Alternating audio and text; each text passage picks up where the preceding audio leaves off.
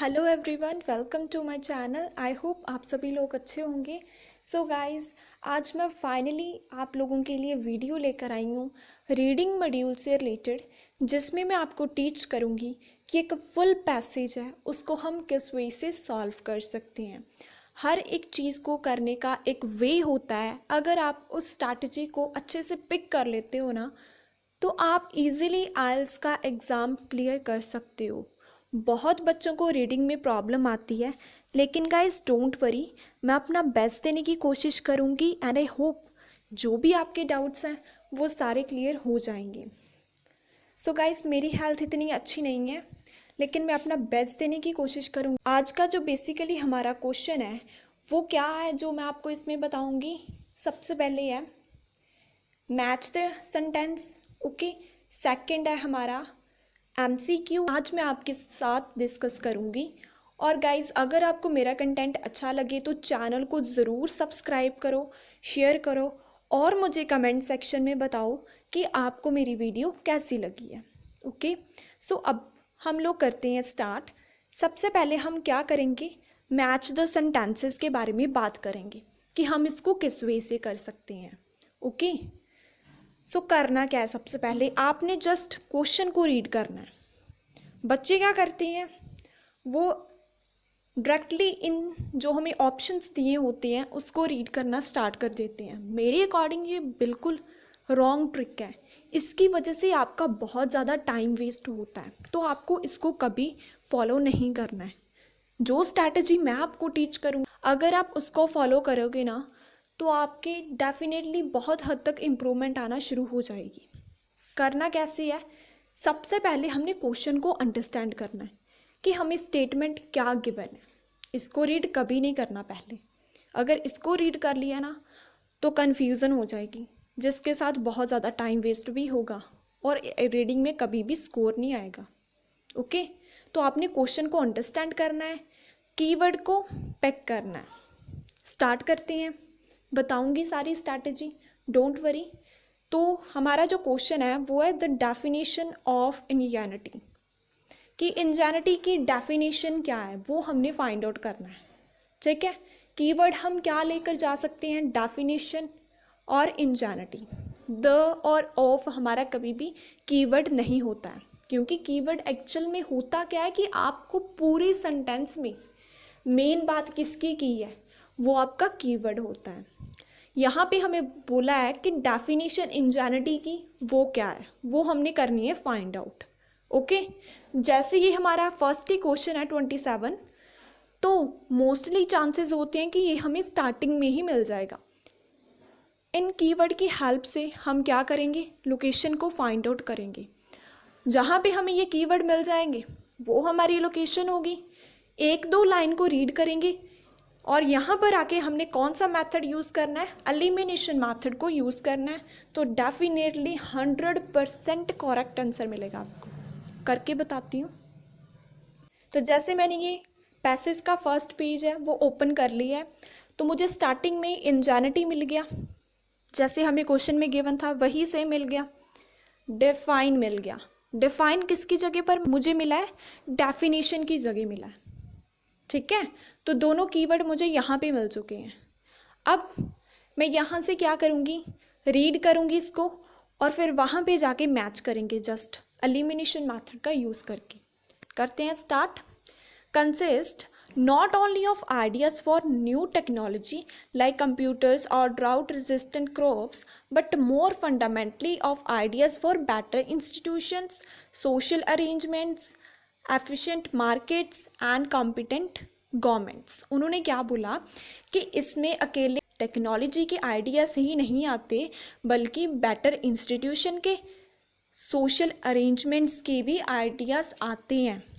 अकेली टेक्नोलॉजी ही नहीं आती, सोशल और इंस्टीट्यूशन भी इसमें आता है, जैसे कि एफिशिएंट मार्केट्स और कॉम्पिटेंट गवर्नमेंट्स। वहाँ पे चल के हम इसको मैच करेंगे और देखते हैं कि क्या बात की है। अब हम स्टार्ट करते हैं एलिमिनेशन मेथड का यूज़ करना। Depend on many factor including climate. आप लोगों को पता है कि हम कोई भी क्लाइमेट की बात करके पीछे नहीं आए हैं, तो ये तो नहीं आएगा, ठीक है। मैनेजमेंट सल्यूशन की भी बात कोई नहीं हुई, ये वाला भी नहीं आएगा। ट्रेडिशनल रिसोर्सेज की बात भी नहीं हुई, तो ये भी नहीं आएगा। अब हमारा बचा है वो है सी ऑप्शन। इसको रीड करते हैं। It is not only of technological advance but more of institutional renovation. हम पीछे यही पढ़कर आए थे कि इसमें अकेली टेक्नोलॉजी नहीं आती बल्कि इंस्टीट्यूशन और सोशल इवेंट्स भी आते हैं। ठीक है, यही हम पढ़ के आए थे। और जब हम यहाँ पर आए तो यहाँ पे उन्होंने बोल दिया कि ये अकेली टेक्नोलॉजिकल एडवांसमेंट नहीं है बल्कि इंस्टीट्यूशनल रेनोवेशन भी है। इसमें भी बात टेक्नोलॉजी इंस्टीट्यूशन की हुई है, पीछे भी हम यही पढ़ के आए थे। बाकी किसी में भी बात टेक्नोलॉजी इंस्टीट्यूशन की नहीं की है। सो दैट्स वाई हमारा जो फर्स्ट आंसर है उसका क्या आएगा, सी ऑप्शन। आई होप आपको अच्छे से क्लियर हो गया होगा। तो अब हम सेकंड क्वेश्चन को स्टार्ट करते हैं। सेम स्ट्रैटेजी होगी और आपको अच्छे से समझ में भी आएगा। ओके, क्वेश्चन को रीड करते हैं। The requirement for ingenuity. Requirement किसके लिए, इंजैनिटी के लिए। अब हम यहाँ पे अपना कीवर्ड पिक करेंगे, रिक्वायरमेंट और इंजैनिटी। तो गाइस जैसे हमारा यहाँ तक तो ऑलरेडी हो चुका था, तो 99.9% चांसेस होते हैं कि जो हमें अपना सेकंड आंसर मिलेगा वो इसके नीचे ही मिलेगा। तो हमने रिक्वायरमेंट को फाइंड आउट करना है। तो जब हम यहाँ पर आए तो मुझे रिक्वायरमेंट की जगह रिक्वायर मिल चुका है। अब हम यहाँ से रीड करते हैं और देखते हैं कि उसके साथ जाके मैच होता है या फिर नहीं होता है। ठीक है। How much and what kind of ingenuity a society require depend on range of factors। उन्होंने क्या बोल दिया कि कितनी और किस टाइप की इंजेनिटी चाहिए किसको, सोसाइटी को, वो किसके ऊपर डिपेंड है, नंबर ऑफ फैक्टर्स के ऊपर डिपेंड है। मतलब एक चीज़ के ऊपर डिपेंड नहीं है, इसमें बहुत सारी चीज़ें इंक्लूड की जाती हैं। बहुत बच्चों को आंसर क्लियर हो गया होगा। इतनी स्टेटमेंट पढ़कर भी हमें अपना आंसर मिल गया है। बहुत बच्चों को आंसर मिल गया है लेकिन कईयों को नहीं मिला, तो मैं उनको बताती हूँ कि कैसे फाइंड आउट किया हमने। तो वहाँ पे हम पढ़ के आए थे कि नंबर ऑफ फैक्टर्स के ऊपर डिपेंड है। ठीक है, तो ट्रेडिशनल रिसोर्सेज की बात हमने नहीं की, इंस्टीट्यूशन वाला ऑलरेडी हो चुका था, डिस्ट्रीब्यूट्स की भी बात हमने नहीं की। और ये देखो फर्स्ट वाला रीड करो, depends on many factors including climate. बहुत सारे फैक्टर्स के ऊपर डिपेंड है जिसमें क्लाइमेट भी इंक्लूड है। अब आप लोग बोलोगे कि क्लाइमेट की बात तो हुई नहीं है। मैं आपको बताती हूँ, क्लाइमेट की बात देखो यहाँ पे उसने की है और रेंज ऑफ फैक्टर्स की जगह वहाँ पे हमें मिल चुका है नंबर ऑफ फैक्टर्स के ऊपर डिपेंड है। तो बिल्कुल हमारी स्टेटमेंट मैच हुई है। सो इसीलिए सेकंड का आंसर क्या आ जाएगा, ए। हमारा जो थर्ड क्वेश्चन है वो है क्रिएशन ऑफ सोशल वेल्थ। जहाँ पर भी सोशल वेल्थ की क्रिएशन की बात होगी वो हमारी लोकेशन हो जाएगी। तो गाइज़ हमने क्रिएशन की बात को ढूंढना है, वेल्थ की बात को ढूंढना है। तो यहाँ तक तो हमारा हो चुका है। अब हम यहाँ से ढूंढते हैं कि कहाँ उसकी बात की गई है। तो इसमें तो मुझे नहीं मिली, यहाँ पे मुझे क्रिएशन की बात मिल चुकी है और यह इसके साथ ही वेल्थ की भी बात मिल चुकी है। सो मैं डैम श्योर हो गई हूँ कि मेरी जो लोकेशन है वो यही है। अब हम क्या करेंगे, यहाँ से हम रीड करना स्टार्ट करेंगे और फिर जाके हम उसके साथ मैच करेंगे। देखते हैं। We know that the creation of wealth for example depends not only adequate supply of useful idea. उसने क्या बोला कि वेल्थ को क्रिएट करना सिर्फ एडुकेट सप्लाई है जो आइडियाज़ की उसके ऊपर डिपेंड नहीं करता, बट ऑल्सो और भी किसके ऊपर करता है, अवेलेबिलिटी ऑफ अदर्स और चीज़ों पर, more conventional factors of production like labour and capital. देखो यहाँ पे हमें गिवन है कि जो क्रिएट करना है वेल्थ को वो किसके ऊपर डिपेंड करता है। एक तो वो करता है यूज़फुल आइडियाज़ के ऊपर, दूसरा वो करता है कन्वेंशनल फैक्टर्स के ऊपर। Conventional factors means traditional factors. अब जिन बच्चों को कन्वेंशनल का मतलब नहीं पता तो उनके लिए तो बहुत ही ज़्यादा एक डॉन्टिंग टास्क हो जाएगा कि हम किस वे से अपने आंसर को फाइंड आउट करें। ठीक है, तो आप लोगों ने क्या करना है, वोकैबुलरी ज़्यादा से ज़्यादा लर्न करनी है। मैंने काफ़ी सारी वोकैबुलरी की वीडियो अपलोड की हुई हैं जो मैंने रीडिंग से ही पिक की हैं। क्योंकि जब तक हमें रीडिंग में जो वोकैबलरी आती है उसके बारे में नॉलेज नहीं होगी ना, तो ये पॉसिबल नहीं होता कि हम अपने आंसर को फाइंड आउट कर लें। तो आपने उस वीडियोस को देखो, बहुत ज़्यादा हेल्पफुल होगी। कन्वेंशनल का मतलब होता है ट्रेडिशनल, ठीक है, कि वो अकेला यूज़फुल आइडियाज़ के ऊपर डिपेंड नहीं करता, बल्कि कन्वेंशनल फैक्टर्स के ऊपर भी करता है, जैसे कि कैपिटल और लेबर। जब हम यहाँ पर आए तो ये तो हमारा ऑलरेडी हो चुका है, थर्ड भी हमारा ऑलरेडी हो चुका था। डिस्ट्रीब्यूट की बात हम कोई भी नहीं करके आए, डिस्ट्रीब्यूट्स में लड़ाई झगड़े की बात हम कोई भी नहीं करके आए हैं। और बचा हमारा D option, also depend on the availability of some traditional resources. वहाँ पे हमें गिवन था कन्वेंशनल और यहाँ पे हमें गिवन है ट्रेडिशनल।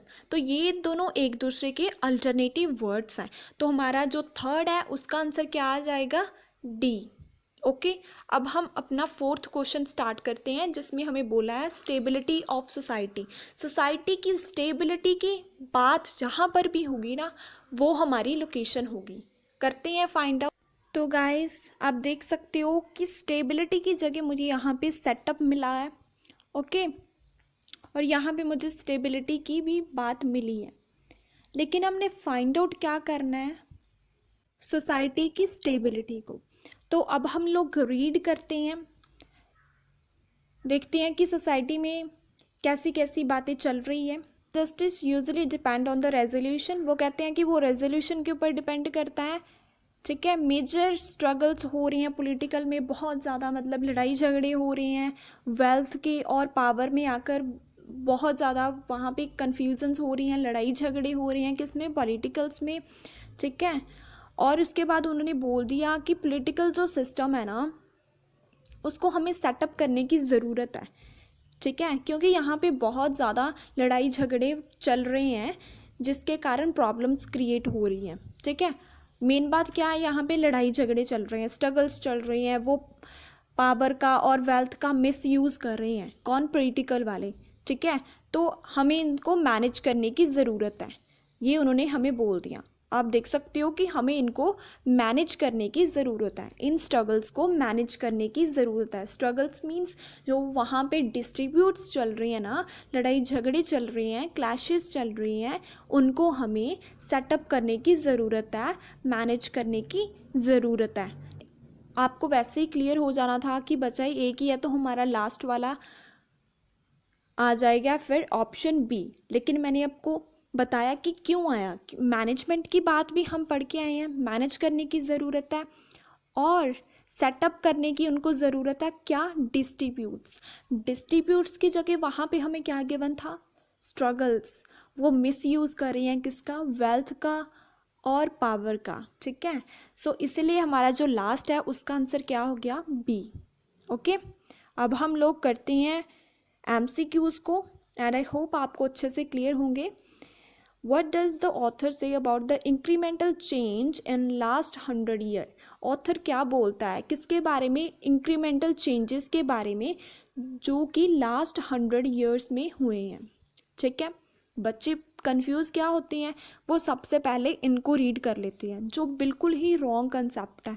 आपने कभी भी इनको रीड फर्स्टली नहीं करना है, क्योंकि इसकी वजह से आप कंफ्यूज होते हो तो आपको कभी भी राइट आंसर नहीं मिलता है। So you have to make sure कि आपने कभी भी इसको रीड नहीं करना है, जस्ट क्वेश्चन को पढ़ना है और कीवर्ड को मार्क करना है।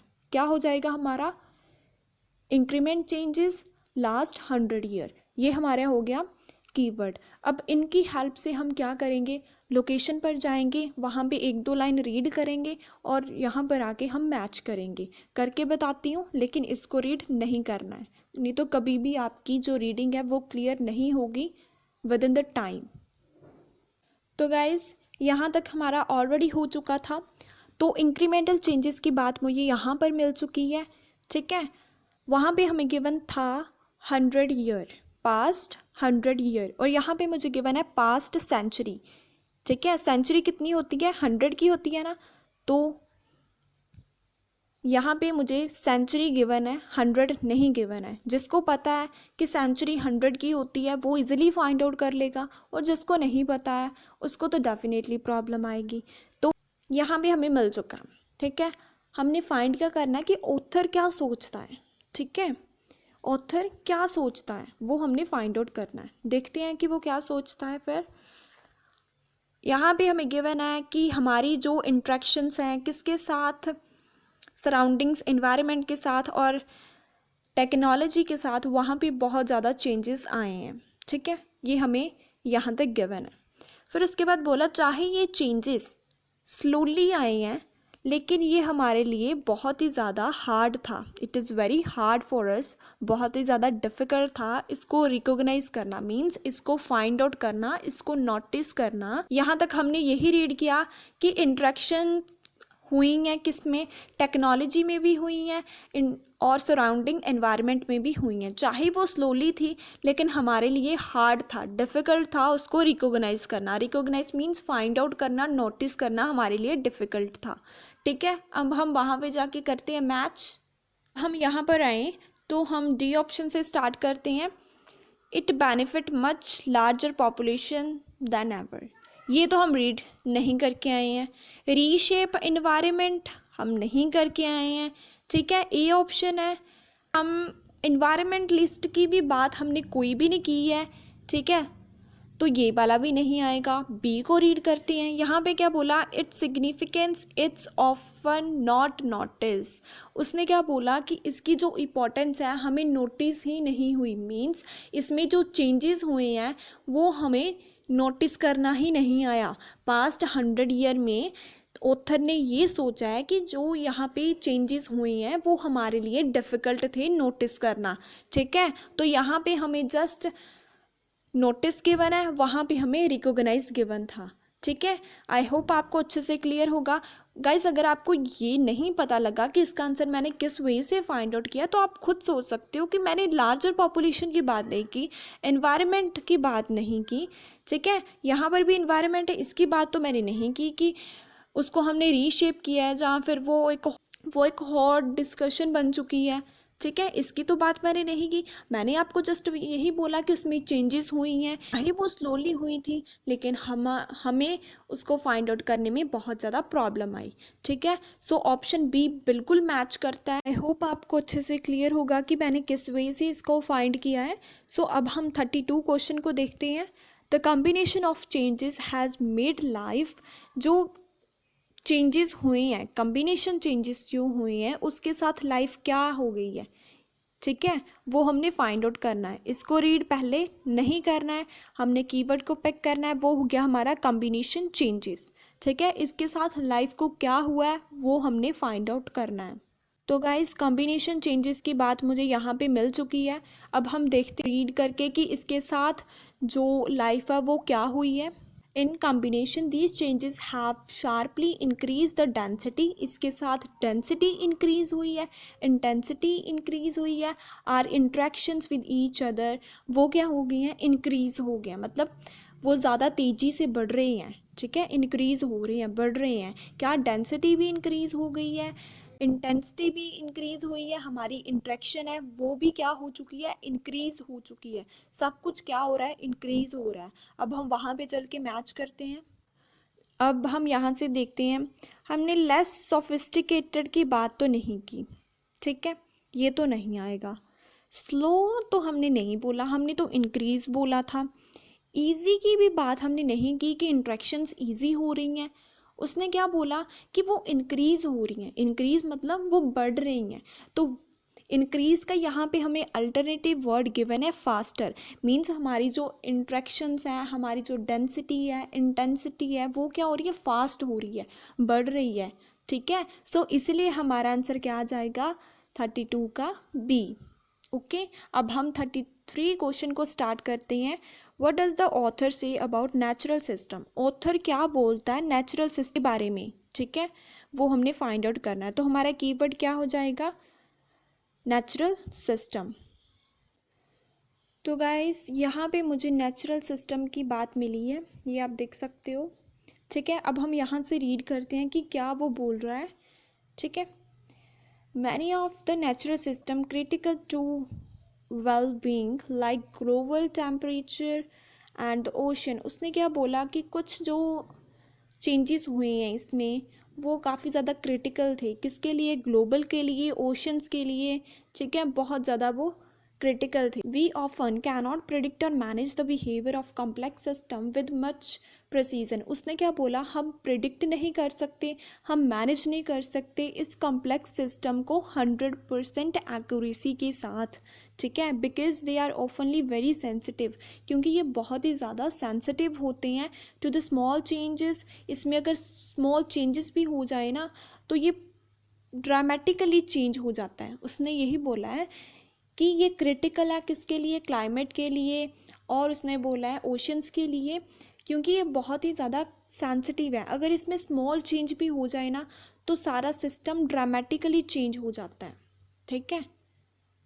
वो ड्रामेटिकली मीन्स बहुत तेज़ी से चेंज हो जाता है. अगर इसमें थोड़ा सा भी चेंज आ जाए ना तो ये पूरा सिस्टम है ना वो मतलब बहुत तेज़ी के साथ क्या हो जाता है, चेंज हो जाता है, ठीक है.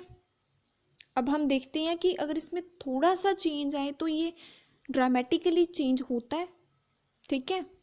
देखते हैं, डी से हम रीड करते हैं, technological development have rendered human being are more independent of natural system. हमने ह्यूमन बीइंग की तो बात की लेकिन हमने इंडिपेंडेंट की कोई भी बात नहीं की, तो ये तो नहीं आएगा, ठीक है. उसके बाद हम ए को रीड करते हैं, a new technology are being develop to predict change with precision. लेकिन हम तो ये पढ़कर आए थे कि इसको प्रेडिक्ट करना और मैनेज करना बहुत ही ज़्यादा डिफ़िकल्ट है, ठीक है. तो ये वाला तो नहीं आएगा क्योंकि यहाँ भी हमें गिवन है कि हम 100% एक्यूरेसी के साथ प्रेडिक्ट कर सकते हैं, लेकिन ऐसा तो हम नहीं पढ़कर आए थे, तो हमारा ए ऑप्शन तो नहीं आएगा, ठीक है. अब बचा कौन सा हमारा, बी और सी. बी को करते हैं, natural system are more sophisticated than other system. हमने सोफिस्टिकेटेड की तो बात ही नहीं की, हमने किसी के साथ इसका कंपैरिजन नहीं किया, तो ये तो नहीं आएगा. अब बचा हमारा see, minor alterations. Minor alteration means small changes, alterations mean changes, minor means small, may cause natural system to change dramatically. देखो हम भी यही पढ़कर आए थे कि अगर उसमें थोड़ा सा चेंज हो जाए तो वो जो सिस्टम है ना वो पूरा ही चेंज हो जाता है, ठीक है. तो यही बात हमें यहाँ पे गिवन है कि माइनर अल्ट्रेशन के साथ नेचुरल सिस्टम बहुत तेज़ी के साथ चेंज होता है. तो इसीलिए हमारा जो आंसर है 33 का वो क्या आ जाएगा, सी. एक बार मैं आपको ओवरव्यू देती हूँ. जैसे हमने फर्स्ट क्वेश्चन को पहले रीड किया था, यहाँ से हमने कीवर्ड को पिक किया, डिफाइन और इंजैनिटी. वहाँ पे हमें इंजैनिटी मिल गया, डिफाइन मिल गया था डेफिनेशन की जगह, ठीक है. वहाँ पे हमें गिवन था कि वो अकेला टेक्नोलॉजिकल आइडियाज़ नहीं आते, इसमें इंस्टीट्यूशंस और सोशल्स आइडियाज़ भी आते हैं. सो दैट्स वाई हमारा आंसर सी आया था, क्योंकि इसमें हमें टेक्नोलॉजी इंस्टीट्यूशंस की बात की गई थी. सेकंड, हमें रिक्वायरमेंट की जगह हमें रिक्वायर मिला था, ठीक है. उसमें क्या बोला गया था, इसमें बहुत सारे फैक्टर्स आते हैं, नंबर ऑफ फैक्टर्स इसमें इंक्लूड होते हैं, ठीक है. रेंज ऑफ फैक्टर्स इंक्लूड होते हैं जिसमें क्लाइमेट भी आता है, ठीक है. इसलिए हमारा आंसर ए आया था. फिर क्रिएशन की जगह हमें क्रिएशन मिल चुका था और वेल्थ भी हमें डायरेक्टली ही मिल चुका था. फिर उसमें हमें क्या गिवन था कि ये किसके ऊपर डिपेंड होता है, ये होते हैं कन्वेंशनल रिसोर्सेज के ऊपर डिपेंड होता है, ठीक है. ट्रेडिशनल की जगह हमें कन्वेंशनल गिवन था, सो दैट्स वाई हमारा आंसर डी आया था. फिर उसके बाद स्टेबिलिटी की जगह हमें स्टेबिलिटी मिल चुका था. उसने क्या बोला था कि इसके जो पॉलिटिकल्स के स्ट्रगल्स हैं उसको मैच करता है, ठीक है. जो पॉलिटिकल के स्ट्रगल्स हैं उसके ऊपर ये डिपेंड करता है. स्ट्रगल्स मींस जो वो मिसयूज़ कर रहे हैं अपनी पावर का, डिस्ट्रीब्यूट्स हैं उसको वो सॉल्व करने के लिए हेल्प करता है. सो इसीलिए हमारा आंसर क्या आया था, 30 का बी, ओके. अब हम बात करते हैं हमारे एमसीक्यूज़ की. सबसे पहले हमने रीड किया था इसको और हमने इंक्रीमेंट चेंजेस और 100 ईयर को हमने अपना कीवर्ड पिक किया था. इंक्रीमेंट चेंजेस हमें डायरेक्ट मिल चुका था, लेकिन 100 ईयर की जगह हमें मिला था पास्ट सेंचुरी, ठीक है. हमने कोई भी हॉट डिस्कशन की बात नहीं की थी, ठीक है. पॉपुलेशन की बात नहीं की थी, ठीक है. रीशेप की बात नहीं की थी, हमने इसकी बात की थी. कैसे, क्योंकि यहाँ पे हमें गिवन था कि ये बहुत ज़्यादा डिफ़िकल्ट था हमारे लिए इसको रिकॉग्नाइज़ करना, ठीक है, नोटिस की जगह हमें रिकॉग्नाइज गिवन था, सो इसीलिए हमारा आंसर बी आया। 32 है, वहाँ पे हमने कॉम्बिनेशन चेंजेस को अपना कीवर्ड पिक किया, वहाँ पे गए तो वहाँ पे हमें गिवन था कि इसमें इंक्रीज़ हुआ है, डेंसिटी में, इंटेंसिटी में इंक्रीज़ हुआ है, तो ईजियर तो नहीं मैच करता, सोफिस्टिकेटेड भी नहीं करता, स्लो भी नहीं करता, इंक्रीज़ हुआ है मीन्स फास्ट हुआ है, so that's why B answer आया था। 33 था, नेचुरल रिसोर्सेज के बारे में ऑथर क्या बोल रहा है, तो इसको हमने नेचुरल सिस्टम को हमने पिक कर लिया, ठीक है। फिर उसके बाद हमने कोई भी नहीं देखा था ये कि उसको प्रिसीजन के साथ हम प्रिडिक्ट कर सकते हैं, वहाँ पे हमें गिवन था कि हम इसको 100% एक्यूरेसी के साथ प्रिडिक्ट नहीं कर सकते, सो ये तो फिर आ नहीं सकता, ठीक है। सोफिस्टिकेटेड की बात नहीं हुई, इवन हमने किसी के साथ कंपैरिजन भी नहीं किया। फिर उसके बाद इंडिपेंडेंट की बात हमने नहीं की, ड्रामेटिक की भी हमने बात की थी, नेचुरल सिस्टम की भी बात की थी, माइनर अल्ट्रेशंस की भी बात की थी। माइनर अल्ट्रेशंस की जगह हमें वहाँ पे स्मॉल चेंजेस गिवन था, सो इसलिए हमारा आंसर सी आया था। आई होप आपको अच्छे से क्लियर होगा कि मैंने किस वे से सभी आंसर्स को फाइंड आउट किया है। सो गाइज, अगर आपको मेरा कंटेंट अच्छा लगे तो चैनल को ज़रूर सब्सक्राइब करना, शेयर करना और मुझे कमेंट सेक्शन में बताना कि आपको मेरी वीडियो कैसी लगी है। Thank you once again for watching my videos and guys ऐसे ही सपोर्ट करते रहो। Thanks once again.